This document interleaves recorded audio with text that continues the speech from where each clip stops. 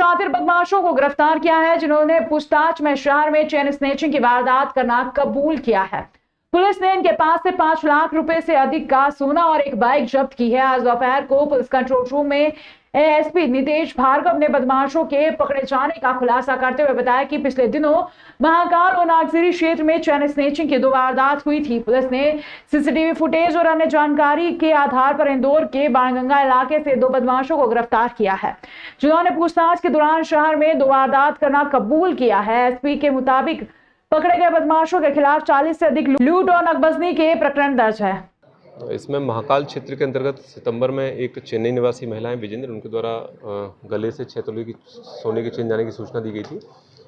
उस पर हम लोगों ने एक क्राइम थाना चिंतामण और महाकाल तीनों की संयुक्त टीम गठित की।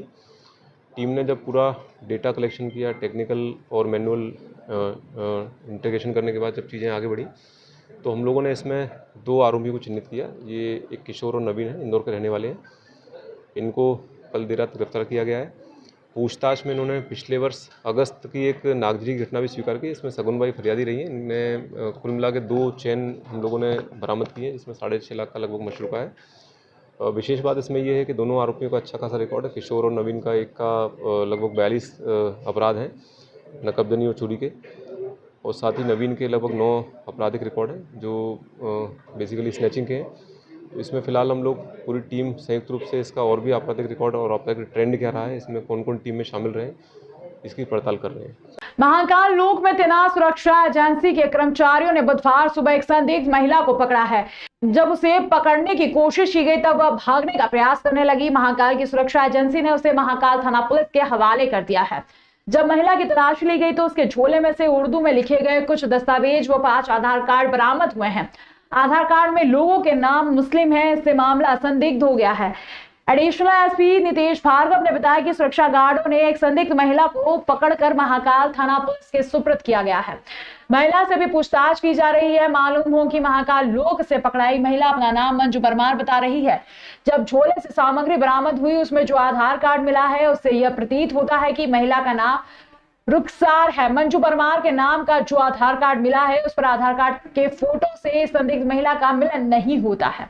झोले से कुल 5 आधार कार्ड बरामद हुए हैं। गौरतलब है कि पिछले दिनों लश्कर-ए-तैयबा ने बीकानेर हनुमानगढ़ रेलवे स्टेशन प्रभारी को पत्र लिखकर महाकालेश्वर मंदिर को उड़ाने की धमकी दी थी। उसी के बाद से यह चर्चा जोरों पर थी कि यहाँ कोई संदिग्ध व्यक्ति हमला कर सकता है। सुरक्षा की दृष्टि से पुलिस जवान तो सतर्क है ही, साथ ही महाकाल मंदिर के सुरक्षा गार्ड भी सुरक्षा के चारों ओर पैनी नजर रखे हुए हैं। सुबह का मामला बताया जा रहा है। इसमें एक महिला जो है कुछ संदिग्ध दस्तावेजों के साथ, जिसमें भिन्न भिन्न तरह के नाम है, संज्ञान में आया है। हम लोग अभी इसकी इनिशियल फेज पे जांच कर रहे हैं, पूछताछ कर रहे हैं महिला कहाँ से क्यों आई है और इस टाइप का इंटेंशन क्या था। फिलहाल बहुत अंडर प्रोसेस है मामला, इसमें भी फिलहाल कुछ भी कहना मुश्किल है। ये मामला जांचाधीन है। प्रशासन द्वारा विक्रमनगर औद्योगिक क्षेत्र का एरिया बढ़ाया जा रहा है जिसके चलते 7 गांवों के किसानों की जमीन को अधिग्रहण किया जाना है और नोटिस भी जारी कर दिए गए हैं। प्रशासन के इस निर्णय का 7 गांव के सैकड़ों किसानों द्वारा विरोध किया जा रहा है। इसी के तहत आज नाराज किसानों ने विक्रमनगर औद्योगिक क्षेत्र से विशाल ट्रैक्टर रैली निकाली जो शहर के प्रमुख मार्गों से होती हुई कोठी पैलेस पहुंची, जहां कलेक्टर के नाम एसडीएम को ज्ञापन सौंपा गया। नाराज किसानों का कहना था कि यदि जमीन का अधिग्रहण नहीं रोका गया तो बड़ा आंदोलन किया जाएगा। किसान नेता दिलीप चौधरी ने बताया कि किसान कल्याण समिति के अंतर्गत विक्रम औद्योगपुरी के लिए अधिग्रहण होने वाली भूमि का आज विरोध किया गया। साथ ही मुख्यमंत्री डॉक्टर मोहन यादव के नाम कलेक्टर नीरज कुमार सिंह को ज्ञापन सौंपकर जमीन अधिग्रहण का विरोध जताया। उन्होंने बताया कि विक्रम उद्योगपुरी के लिए 7 गांव चैनपुर, हंसखेड़ी, कड़छा, नरवर, मुजाखेड़ी, गांवड़ी, माधोपुर और पिपलोदा द्वारकाधीश के 700 किसानों की 2500 बीघा 100% संचित भूमि का अधिग्रहण कर लगभग 15,000 लोगों को बेघर कर दिया जा रहा है। गांव की समस्त भूमि उपजाऊ है और समस्त गांव के किसान पिछले 7-8 पीढ़ियों से खेती करके ही परिवार का भरण पोषण कर रहे हैं। सरकार ने प्रथम बार 2011-12 में जब भूमि अधिग्रहण किया था तो किसानों को यह कहा गया था कि यहाँ पर एजुकेशन हब बनाएंगे और यहाँ पर college, IIM college, medical college और छात्र के रहने का रेसिडेंट बिल्डिंग डेवलप करेंगे, लेकिन ऐसा कुछ नहीं हुआ। किसानों के साथ छल किया गया और बाद में इस भूमि को MPIDC को उद्योग क्षेत्र डेवलपमेंट के लिए दे दी गई, जिसका समस्त किसान विरोध कर रहे हैं।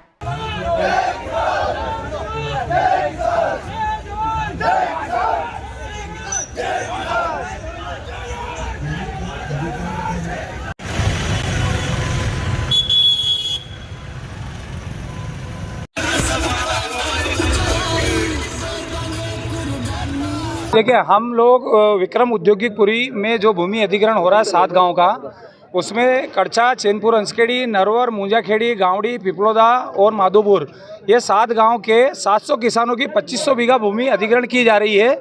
उस भूमि के ऋण के वो जो कि हमारी भूमि है वो 100% सिंचित है। अगर वो भूमि को अधिग्रहण किया जाता है तो उससे संबंधित हम 15,000 लोग बेरोजगार हो जाएंगे और हमारा वहाँ से विस्थापन होगा निश्चित। तो हम आज कलेक्टर साहब महोदय को यहाँ ये बताने आए हैं कि हमारा ये जो भूमि अधिग्रहण आप कर रहे हो इसको बंद करो, क्योंकि अगर ये बंद नहीं करेंगे तो हम 15,000 लोग कहाँ जाएंगे। जमीन जा रही है 2500 बीघा जमीन जा रही है हमारी और 100% सिंचित है। और उस भूमि में सबसे बड़ी बात यह है कि सबके पास तालाब है, कुएँ है, बोरवेल है, अंडरग्राउंड पाइपलाइन है, अनाज रखने का और अपना साधन रखने का सबने फार्म हाउस बना रखे, वहाँ पे खेत पे सामान रखने का गोडाउन बना रखे। अगर ये सब ले लेंगे तो बताओ हम कहाँ जाएंगे। विक्रम औद्योगिकपुरी के प्रभावित जिनमें 7 गाँव की लगभग 2500 बीघा पूरी सिंचित भूमि है उसका अधिग्रहण किया। तो हमारी सरकार से यही विनती है कि हमारी सिंचित भूमि का अधिग्रहण ना करें, क्योंकि 2013 के कानून में साफ लिखा है कि सिंचित भूमि का अधिग्रहण नहीं किया जाता है। अगर अधिग्रहण किया जाता है तो 70% किसानों की सहमति चाहिए। तो इसमें हमने 96% किसानों की असहमति है कि हमारी इसमें असहमति है कि हमारी जमीन का अधिग्रहण नहीं किया जाए। कितने गाँव के किसान आपके साथ आए? 7 गाँव के किसान हैं हमारे साथ, और आसपास के 10 गाँव के भी किसान हमारे साथ सम्मिलित है, जो हमारे किसान भाई हैं, जो हमारा सहयोग कर रहे हैं। तो सभी लोग हमारे साथ सहयोग करने को तैयार हैं। हमारा विक्रम औद्योगिकपुरी जो भूमि अधिग्रहण कर रही है, जिसमें हमारे 7 गांव आ रहे हैं, जिसमें नरवर, कड़छा, चैनपुर, अंसखेड़ी, माधोपुर, पिपलोदा, गावड़ी और मुंजाखेड़ी, ऐसे 7 गांवों की जो हमारी ज़मीन ले रहे हैं वो विक्रम औद्योगिकपुरी से पास में बिल्कुल सिंचित भूमि है, जिसमें हमारी बहु फसलें होती हैं, विभिन्न प्रकार की हम फसलें करते हैं। और इनका कानून कहता है कि यह पथरीली ज़मीन या इनको बंजर भूमि या इनको अगर हमने तो इनको जो सामाजिक समागम से बैठक लेने आए थे, हमने बताया था कि क्या इनकी बंद पड़ी फैक्ट्रियाँ हैं, बंद इकाइयाँ हैं, उनको चालू करें। इनके पास बहुत सारी ज़मीन है, उनमें वो क्यों ना करते हैं। ये हमारी सिंचित ज़मीन अगर लेते हैं तो हमारे लगभग 15,000 जो हम किसान हैं 7 गाँव के, हम सभी को विस्थापित होना पड़ेगा। इसके लिए हम आज आए हैं कलेक्टर साहब से निवेदन। प्रशासन ने पहले भी आपके साथ मीटिंग की, उस मीटिंग में क्या? उस मीटिंग में हम सभी ने विरोध दर्ज करवाया था कि हम अपनी सिंचित भूमि नहीं देना चाहते किसी भी प्रकार से, क्योंकि हम सिंचित भूमि अगर ये ले लेते हैं हमें तो नए सिरे से हमारा जीवन शुरुआत करने के लिए प्रयास करना पड़ेगा। हिंदुवादी संगठनों द्वारा लगातार चेतावनी दी जा रही है कि गरबा पंडालों में मुस्लिम युवक न आए। यदि किसी मुस्लिम युवक को गरबा देखना है तो वह अपने परिवार की महिलाओं के साथ ही आए। मंगलवार को गरबे के दौरान हिंदू जागरण मंच के पदाधिकारियों ने गरबा पंडाल में एक मुस्लिम युवक को पकड़ा। थाना पवासा क्षेत्र के मक्सी रोड पर ब्रिज के नीचे पांड्याखेड़ी क्षेत्र की है। यहाँ रात्रि के समय पंडाल में गरबा चल रहा था। इस दौरान प्रतिदिन की तरह आज भी हिंदू जागरण मंच के कार्यकर्ता व पदाधिकारी यहां पहुंचे। हिंदू जागरण मंच के कार्यकर्ता रितेश माहेश्वरी को गरबा पंडाल में एक युवक का शक हुआ। उन्होंने नाम पूछा तो युवक ने अपना नाम राहुल बताया। युवक ने कहा कि वह मक्सी रोड पर ही रहता है और प्रतिदिन गरबा देखने आता है। हिंदू जागरण मंच के कार्यकर्ता युवक को पंडाल में मौजूद पुलिस के पास ले गए। जब पुलिस ने नाम पूछा तो युवक ने अपना नाम फिरोज बताया। इतने में हिंदू जागरण मंच के कार्यकर्ताओं ने पुलिस के सामने ही युवक को चांटे मारना शुरू कर दिया। जांच करने पर युवक की जेब से कॉन्डम मिले। हिंदू जागरण मंच की जिला संयोजिका नीलू रानी चौहान ने बताया कि युवक के पास से आपत्तिजनक सामग्री मिली है। युवक को पुलिस के सुपुर्द कर दिया गया है। माता दी, जैसा कि हम सभी जानते हैं कि हमारी जो माँ की आराधना 9 दिन की है और गरबा पंडालों में विधर्मी का प्रवेश निषेध है। ऐसा हम लोगों ने सोशल मीडिया पे भी बता दिया है और हम लोग बताते आ रहे हैं कि अगर आना है तो आप परिवार सहित आइए या फिर आप आपका नाम बदलकर कलेक्टर द्वारा एफिडेविट कराकर आइए। लेकिन हम लोगों ने जब आरती में पवासा रोड पर डाल्डा फैक्ट्री के यहाँ पे गरबा पंडाल में हम लोग टोली और समग्र हिंदू समाज का जब निरीक्षण हुआ तो हम लोगों ने देखा कि माँ की आराधना में हमको एक व्यक्ति पे शंका हुई। हमने उससे जाकर पूछा कि नाम क्या है भाई आपका, तो उन्होंने बताया कि मेरा नाम राहुल है और मैं प्रतिदिन यहाँ पर आता हूँ और हर जगह जाता हूँ। लेकिन हम लोगों को शंका हुई कि फिर नाम सही से बताओ और दबाव बनाने पर उसकी आईडी पूछी गई तो उसकी आईडी वो ठीक से बता नहीं पाया। पुलिस को सुपुर्द किया गया। पुलिस को सुपुर्द करने पर उसको पता चला कि नाम इसका फिरोज है और पुलिस ने जब दबाव बनाया तो उसकी जेब से कुछ आपत्तिजनक सामग्री मिली, जिससे प्रतीत होता था कि वो गलत विचारधारा से और गलत कुछ करने के उद्देश्य से यहाँ पर आया हुआ है। और ये पवासा थाना क्षेत्र के अंतर्गत एक रात में गरबे के समय एक व्यक्ति को पकड़ने की सूचना मिली थी। पवासा थाने पुलिस ने जांच की तो व्यक्ति द्वारा जो नाम बताया गया था उससे भिन्न दस्तावेज उसके पास पाए गए हैं। फिलहाल इसमें हम लोगों ने प्रिवेंटिव कार्रवाई की है, लेकिन फिर भी आगे कोई इसका गंभीर इरादा तो नहीं था, इस चीज़ की जाँच कर रहे हैं और आगे इसमें पूछताछ जारी है। श्री पंचदशनाम जूना अखाड़ा डांसना वाले संत और महामंडलेश्वर यति नरसिंह नंद महाराज को प्रशासन और पुलिस ने 2 दिन के अंदर तलाश कर नहीं संतों से मिलाया तो हिंदू महापंचायत का आयोजन करके विरोध जताया जाएगा। ये बात पत्रकारों से चर्चा करते हुए उज्जैन में यतीन्द्रनंद सरस्वती और यति आत्मानंद सरस्वती 2 धारी धाम के संत ने कही। उन्होंने कहा कि गाजियाबाद कमिश्नर यति नरसिंहानंद को सुरक्षा के नाम पर अपने साथ ले गए थे, इसके बाद से उनका अता पता नहीं है। हमने आज जो प्रेस कॉन्फ्रेंस की थी आप पत्रकार बंधुओं से, उसका उद्देश्य ये था कि हमारे जो गुरुदेव हैं डासना देवी मंदिर के महंत और जूना अखाड़े के महामंडलेश्वर यति नरसिंहानंद जी महाराज, उनके लिए पूरे देश के अंदर ये जो सरेआम सड़कों पे नारे लगाए जा रहे हैं इस लोकतांत्रिक देश में कि बोलो बोलो क्या चाहिए, गुस्ताखे रसूल की एक ही सज़ा, सर तन से जुदा, सर तन से जुदा, बोलो बोलो क्या चाहिए, गुस्ताखे रसूल का सर चाहिए। ये लोकतांत्रिक देश है, ये कोई IS का गढ़ नहीं है, ये कोई सीरिया नहीं है, ये कोई अरब या पाकिस्तान या अफ़गानिस्तान नहीं है। अगर हमारे गुरुदेव ने कहा है तो आइए शास्त्रार्थ करते हैं। हमारे यहाँ तो राम और रावण का, कंस और कृष्ण का सब पे शास्त्रार्थ होता है। भाई राम और रावण शास्त्रार्थ से ही तो तय होंगे रावण कौन है और राम कौन है। तो हमारे यहाँ राम तो छोड़ो, उनका जो मजहबी गुरु है वो रावण से भी तुलना करने के लायक नहीं है, और अगर है तो आइए तुलना करते हैं। हमारे गुरुदेव ने यही तो कहा था, उन्हें शास्त्रार्थ के लिए आना चाहिए था, लेकिन वे डराना और धमकाना चाहते हैं। तो हम पूरे केंद्र सरकार की और भारत के सभी राज्यों की सरकार को और प्रशासन को ये चेतावनी देना चाहते हैं कि उन्होंने मलेच्छों के दबाव में आकर हमारे गुरुदेव को जो गायब कर दिया है, 2 दिन में हमें उनसे मिलवाएं, उनका पता दें। वो कानूनी कार्रवाई करनी है करिए, लेकिन हमें पता होना चाहिए। और अगर ये 2 दिन में नहीं होता है तो 13 अक्टूबर 2024 डासना देवी मंदिर में समस्त हिंदू समाज की हम महापंचायत करेंगे, और उसके बाद पूरे देश में जो होगा उसकी जिम्मेदार भारत की सरकार होगी, राज्य की सरकारें होंगी और प्रशासन होगा, और विशेषकर गाजियाबाद प्रशासन होगा।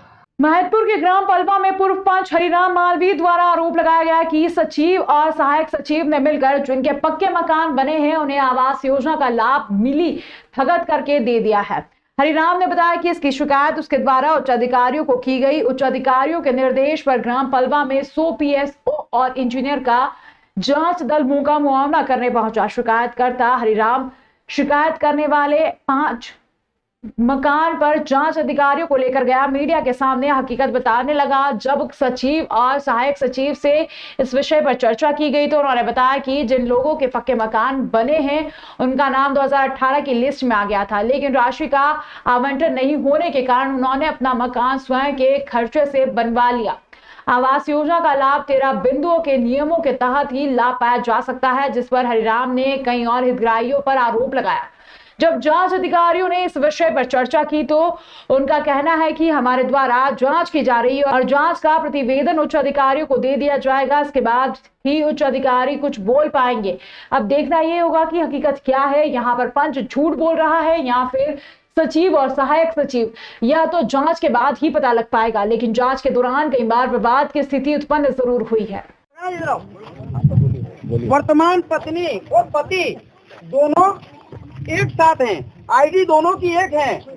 90 वर्ग फीट में इसका मकान बना हुआ ऑलरेडी 6 लाख रुपए में इसने खरीदा है, और ये बता रहा है कि मैं 3 साल से अलग रह रहा हूँ। इसके तलाक के जुगते भी हैं और रिकॉर्ड प्रस्तुत करें जनपद पंचायत में। इसका तलाक यदि हो गया हो तो इसका वो 3 साल से मैं अलग रह रहा हूँ साहब, क्या और मतलब ये झूठा बोल रहा है क्या? ये 3 साल से नहीं, ये काम में यही काम है और कुछ काम नहीं। आई थी शिकायत 3 वर्ष से कोई भी नहीं है, ये वाद विवाद में ना से लग रही वालों से पूछ लो कौन सा मकान इतना है पुराना। ये मेरी पत्नी ने अलग हुए, हम दोनों मेरी पत्नी ने अलग खरीदा हुआ है ये। मैंने माननीय जिलाधीश महोदय से शिकायत करी थी कि मेरे गांव में जो 15 लाख से आया है उनमें कई मकान पक्के बने हुए हैं, कई के मकान डबल मंजिल थे। ये मैंने शिकायत साहब को दर्ज कराई थी, माननीय फोटो के माध्यम से भी कराई थी और अनुविभाग अधिकारी को भी दिया है मैंने पत्र, माननीय सीओ मैडम को भी पत्र दिया है। माननीय विधायक जी का उसमें एक लेटर लगा हुआ है कि जांच होना चाहिए, सत्यापन हो उसका। तो आज हमारे बीच में माननीय पीछो साहब, माननीय इंजीनियर साहब हमारे बीच में पधारे हैं, पूरी टीम के साथ उन्होंने सर्वे किया है। मैं जहाँ जहाँ गया वहाँ पक्का मकान मुझे दिखा है और मैं यही चाहता हूँ और मेरा कोई समझौता नहीं होगा। मैं बोल रहा हूँ, प्रेस मीडिया के सामने बोल रहा हूँ कि मैं समझौता नहीं करूँगा, जो होगा वो डिसीजन हुआ वो फाइनल है। अच्छा, अधिकारी नवरात्रि के दौरान शहर के देवी मंदिरों में भक्तों की भीड़ लगी हुई है। शहर में एक नहीं बल्कि दो शक्तिपीठ है। पहला हरसिद्धि माता मंदिर तथा दूसरा अवंतिका देवी जो कि महाकाल मंदिर में स्थापित है। बताया जाता है कि हरसिद्धि में सती की कोहनी गिरी थी तथा अवंतिका देवी का मंदिर जिस स्थान पर है वहां सती के होठ गिरे थे। इन दोनों को अवंतिका यानी उज्जैन की अधिष्ठात्री देवी माना जाता है। आराधना से मिलता है यश और कीर्ति। पुजारी पंडित लोकेंद्र व्यास ने बताया कि नवरात्रि के दिनों में इनकी आराधना से साधक को यश और कीर्ति मिलती है तथा शहर का चहुमुखी विकास भी देवी के आशीर्वाद से होता है। यह मंदिर पहले के समय में ऊंची टेकरी पर हुआ करता था जहां से हरसिद्धि और अवंतिका देवी दोनों के दर्शन हो जाते थे, लेकिन कालांतर में विकास और निर्माण कार्यों के चलते टेकरी नहीं बची और अब यह महाकाल मंदिर के पालकी द्वार के पास श्री राम मंदिर के पीछे नजर आता है। मुंबई की मुंबा देवी के समान है इनका महत्व। पंडित व्यास के अनुसार मुंबई की मुंबा देवी के समान ही अवंतिका देवी का भी महत्व है। यह शहर की अधिष्ठात्री देवी है। देवी का उल्लेख देवी भागवत में भी मिलता है। कल्याण के शक्ति अंक में भी इस शक्तिपीठ के बारे में जानकारी दी गई है। महाकाल के पुरोहित व मंदिर के पुजारी लोकेंद्र व्यास के अनुसार यह देवी शक्तिपीठ पुराण प्रसिद्ध है। माता अवंतिका देवी उज्जैन की अधिष्ठात्री देवी रही। उज्जैन का प्राचीन नाम जो अवंतिका नगरी रहा है वो इन्हीं माता जी के नाम पर रहा है और ये माता जी स्वयंभू है। ये जो है माता जी स्वयंभू है, गुफा में है, बहुत प्राचीन मूर्ति है और इसका समय का भी कोई अनुमान नहीं है। देवी भागवत एवं कल्याण के जो शक्ति अंक है उसके अनुसार ये माता जी के जो है शक्तिपीठ में अंकित है। ऊपरी ओठ माता जी का जो गिरा हुआ है ऐसी मान्यता है और ये शक्तिपीठ में ही आती है। उज्जैन में 2 शक्तिपीठ बताए गए हैं, माता हरसिद्धि और माता अवंतिका। दोनों मूर्तियां आमने सामने हैं और इसका सबसे ज्यादा महत्व इसीलिए यहाँ पर 2 शक्तिपीठ होने की वजह से उज्जैन नगरी का विशेष महत्व है। और माता अवंतिका देवी भी शक्तिपीठ में भी हैं और उज्जैन की अधिष्ठात्री देवी हैं जो उज्जैनी का नाम अवंतिका भी इन्हीं के नाम से पड़ा हुआ था। उज्जैन में मध्य प्रदेश कृषि विकास अधिकारी संघ और मध्य प्रदेश कृषि विस्तार अधिकारी संघ के बैनर पर मुख्यमंत्री और कृषि मंत्री के नाम ज्ञापन देकर 6 सूत्री मांगों को पूरा करने की मांग की गई। इस दौरान जिले सहित प्रदेश के कई पदाधिकारी और कर्मचारी मौजूद रहे। उज्जैन में कृषि विस्तार आईटी अधिकारी कर्मचारी संघ के बैनर तले मध्य प्रदेश के मुख्यमंत्री और केंद्रीय कृषि मंत्री के नाम उज्जैन कलेक्टर को ज्ञापन सौंपा गया। इस दौरान प्रदेश के पदाधिकारी सहित जिले के कई पदाधिकारी और कर्मचारी मौजूद रहे। प्रदेश अध्यक्ष मनोहर गिरी ने जानकारी देते हुए बताया कि 6 सूत्री मांगों को लेकर ज्ञापन सौंपा गया है और जल्द ही कार्यवाही की मांग की गई है। सभी कर्मचारी कोठी रोड से हाथ में कर्मचारी संघ का बैनर लेकर नारेबाजी करते हुए सम्राट विक्रमादित्य प्रशासनिक संकुल भवन पहुंचे, जहां उन्होंने कलेक्टर को मुख्यमंत्री और कृषि मंत्री के नाम ज्ञापन देकर जल्द कार्यवाही की मांग की। कर्मचारी संघ के अधिकारियों का कहना है कि जल्द ही मांगे पूरी नहीं करने की स्थिति में धरना और उग्र आंदोलन पूरे प्रदेश भर में होगा, जिसके जिम्मेदार स्वयं प्रदेश सरकार रहेगी। हमारी मांगे पूरी करो, हमारी मांगे पूरी करो, काम मिलेंगे पूरे काम। पूर्व में जनपद का प्रमुख हुआ करता था और आज की तारीख में जनपद में स्थित समस्त अधिकारियों के वेतनमान बहुत ज़्यादा हैं, सबसे कम वेतनमान है। केंद्र शासन ने इसको राजपत्रित घोषित किया है, लेकिन मध्य प्रदेश शासन नहीं कर रहा, तो निवेदन है राजपत्रित घोषित किया जाए। जो वेतनमान की समस्या सबकी है वो इनकी भी दुरुस्त की जाए और इसके साथ ही साथ कृषि विकास अधिकारी ने ही भारत में मध्य प्रदेश को 5 साल से खाद्यान्न उत्पादन में सर्वाधिक स्तर पर पहुंचाया है। माननीय मुख्यमंत्री जी से निवेदन है इस वर्ग पर सहानुभूतिपूर्वक विचार करते हुए इनके वेतनमान में सुधार किया जाए एवं इनको राजपत्रित घोषित किया जाए, ताकि ये भी जनपद में सम्मानीय स्तर से अपना पक्ष रख सकें एवं कृषि को निरंतर बढ़ा सकें। मध्य प्रदेश कृषि विस्तार अधिकारी संघ के द्वारा आज हमारी 6 सूत्री मांगों को लेकर माननीय मुख्यमंत्री जी एवं माननीय कृषि मंत्री जी को हमने आज ज्ञापन दिया है कलेक्टर महोदय के माध्यम से। और उसमें हमारी मांग महत्वपूर्ण ये है कि हमारी विगत 10 वर्षों से कृषि विभाग के अंदर जो वेतन विसंगति की मांग लगातार 10 वर्षों से पेंडिंग है, उसको शीघ्र निराकरण किया जाए और कृषि विस्तार अधिकारियों को जो 2100 और 2400 के स्थान पर 2800 का वेतनमान दिया जाए, ये हमारी प्रमुख मांग है। इसके संबंध में माननीय जबलपुर उच्च न्यायालय के द्वारा भी निर्णय दिया जा चुका है, परंतु अभी तक विभाग के द्वारा कोई निर्णय नहीं लिया गया। इसी के साथ साथ दूसरी जो हमारी महत्वपूर्ण मांग है, उसमें प्रदेश के सभी विभागों के अंदर पदोन्नति नहीं हो रही है, उसके बावजूद दूसरे विभागों के अंदर उच्च प्रभार की प्रक्रिया प्रारंभ की जाकर धड़ाधड़ उच्च प्रभार का काम दिया जा रहा है। परंतु देखने में आ रहा है कृषि विभाग के अंदर लगातार कर्मचारी सेवानिवृत्त हो रहे हैं, परंतु उच्च प्रभार की प्रक्रिया अभी तक चालू नहीं की गई। तो ये हमारी दूसरी मांग है कि तत्काल विभाग के अंदर उच्च प्रभार की प्रक्रिया चालू करी जाए, ताकि जो सेवानिवृत्त होने वाले कर्मचारी हैं उनको लाभ प्राप्त हो सके। मानसून की आखिरी वर्षा ने हजारों किसानों की खेती में खड़ी व कटी सोयाबीन फसल को भारी नुकसान पहुंचाया है।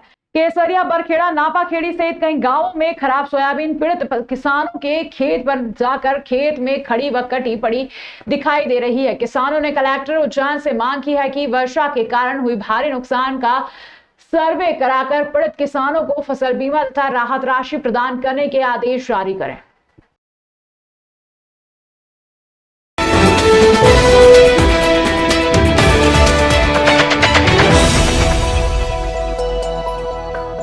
शारदीय नवरात्रि पर शहरवासी माता की भक्ति में लगे हुए भक्तजन माता मंदिर में दर्शन कर धर्म लाभ ले रहे हैं। साथ ही युवक युवतियां और बच्चे गरबे के माध्यम से मां दुर्गा की आराधना कर माता रानी को पसंद कर रहे हैं। शहर में कई पंडाल, सामाजिक संस्थाएं शहर में जगह जगह गरबे का आयोजन कर रहे हैं। इसी क्रम में पहली बार वल्लभ वैष्णव मंडल द्वारा पहली बार गरबे रास का आयोजन किया जा रहा है। यह गरबा रास करने वाले युवक युवतियां सहित बालक बालिकाओं और कपलों को आकर्षक पुरस्कार दिए जा रहे हैं। मीडिया प्रभारी दीपक राजवानी ने बताया कि श्री वल्लभ वैष्णव मंडल, महिला मंडल एवं युवा मंडल के संस्थापक संयोजक विठल नागर के मार्गदर्शन में चिंतामन रोड स्थित श्री गंगा गार्डन में गरबे की ऐसी धूम मची कि मानो गुजरात, काठियावाड़, उज्जैन में ही आकर बस गया हो। यहाँ पर 500 से ज्यादा महिलाओं ने गरबे की वेशभूषा में ऐसा नृत्य किया कि दर्शकों की आंखें मंत्रमुग्ध हो गई। सभी वैष्णव जन यही कह रहे थे कि मानो आज हम उज्जैन नहीं, गुजरात, काठियावाड़ में गरबे देख रहे हैं। सर्वप्रथम मंगला चरण के साथ मंचासीन अतिथियों अश्वन, दीपक जैन, सिद्धेश्वर दास, बंसीलाल का स्वागत विठल नागर, राजेंद्र शाह, आनंद पुरोहित, जयेश श्राफ, विशाल नीमा, हेतल शाह, वर्तिका नागर, नुपुर नीमा, श्याम महेश्वरी, रमेश चतुर्वेदी आदि ने अतिथियों का स्वागत कर गरबे की शुरुआत की, जो कि मध्यरात्रि तक गरबे की धूम मची रही। अंत में best girl, best boy, best dress, best garba, best couple, best child, best style करने वालों को अतिथियों के द्वारा सम्मानित किया गया। विशेष आकर्षण में लकी ड्रॉ भी खोला गया।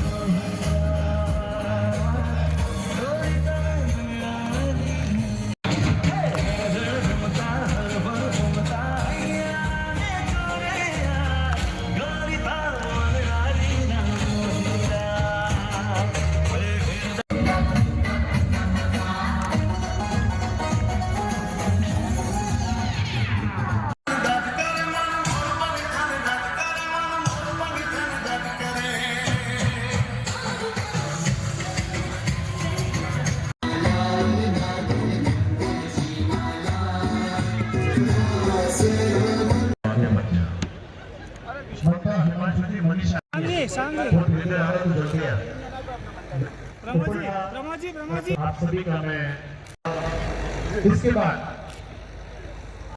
प्रमोद जरिया जी संजय शाह मैं जो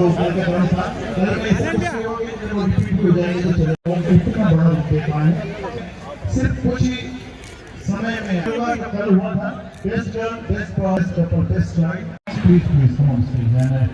आप सभी के अध्यक्ष श्री विशाल जी को मैं आनंद पुरोहित जी कृपया करते हैं जल्दी से अपना स्वागत।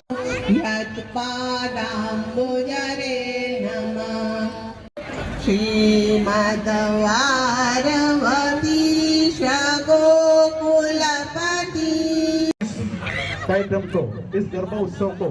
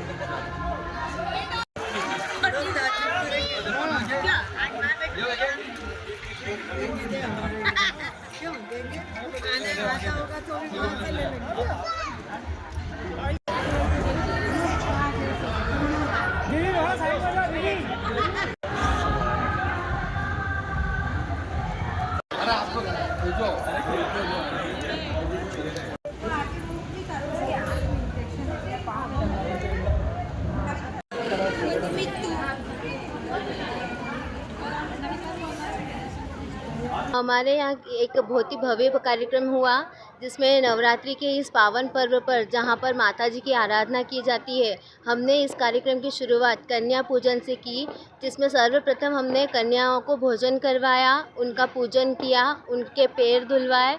उसके बाद हमने मंगलाचरण का पाठ करके इस रंगारंग रास गरबे की शुरुआत की, जिसके अंतर्गत हमने अलग अलग कैटेगरीज रखी थी, जिसमें हमने अलग अलग तरह के सभी को प्राइजेज़ अवार्ड्स दिए हैं। यहाँ पर एक पारिवारिक माहौल मिला जहाँ पर बॉलीवुड गानों को रोक कर हमने भजन और धर्म के जो ट्रेडिशनल सॉन्ग्स होते हैं गुजराती गरबा के, उसके ऊपर हमने गरबा प्रस्तुति दी।